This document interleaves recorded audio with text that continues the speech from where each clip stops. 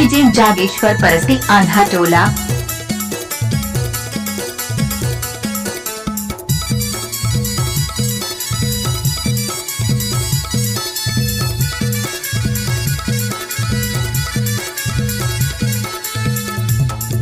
DJ Jageshwar परस्ती आंधा टोला।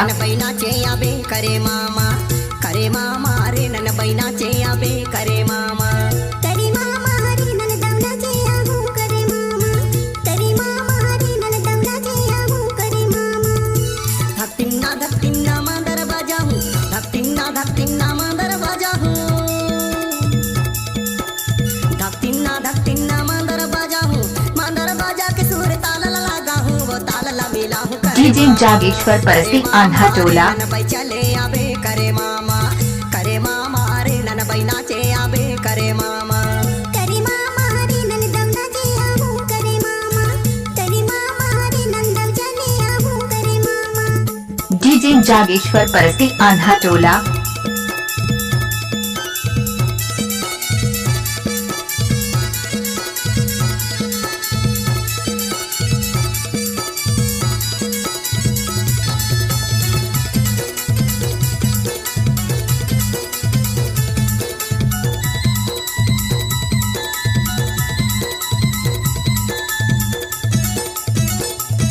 DJ Jageshwar परस्ती आंधा टोला। आखी माया जे कारीर काजल वो कारीर काजल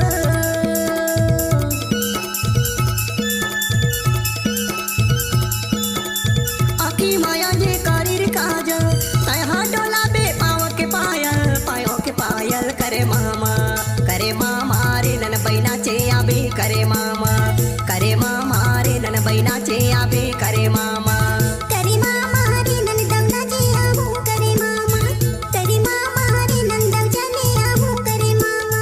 डीजे जागेश्वर परस्ती आंधा टोला।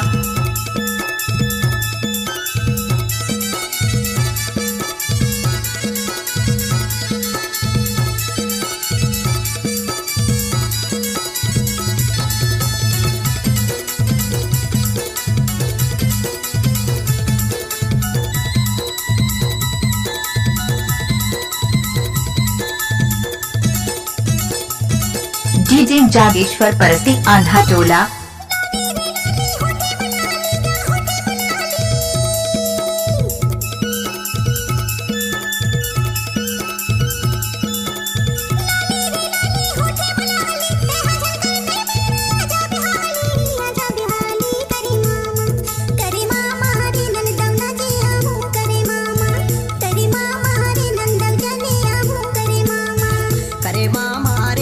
चले आबे करे मामा रे नन बैना चे आबे करे मामा तरी मामा रे नन दवना चे आगू करे मामा तरी मामा रे नन दव चले आगू करे मामा।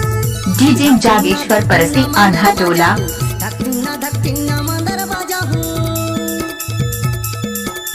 धक्तिन्ना मांदर बाजा हूँ मांदर बाजा के सुर ताल ला मिला हूँ करे मामा रे नन बैना चे आबे करे मामा रे नन बैना चे आबे करे मामा तरी मामा रे नन दवना चे आगू करे मामा तरी मामा रे नन दव चले आगू करे मामा रे नन बैना चे आबे करे मामा रे नन बै खेले आबे करे मामा तरी मामा रे नन दवना चे आगू करे मामा रे नन बै चले आबे करे मामा रे नन बैना चे आबे करे मामा रे नन दवना चे डीजे जागेश्वर परस्ती आंधा टोला।